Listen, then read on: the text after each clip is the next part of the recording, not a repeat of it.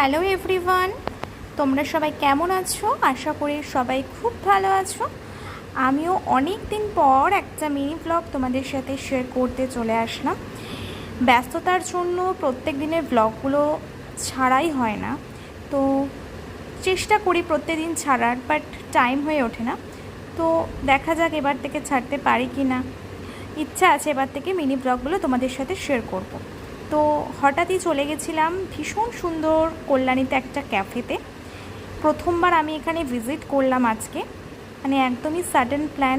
চা খেতে ইচ্ছা করছিল, তাই ভাবছিলাম যে কল্যাণীর তো মোটামুটি সব ক্যাফেতেই যাওয়া হয়েছে, তো এই ক্যাফেটায় যাওয়া হয়নি। একদম শান্ত নিরিবিলি একটা ক্যাফে, আর ক্যাফের অ্যাম্বিয়েন্সটা তো খুবই সুন্দর।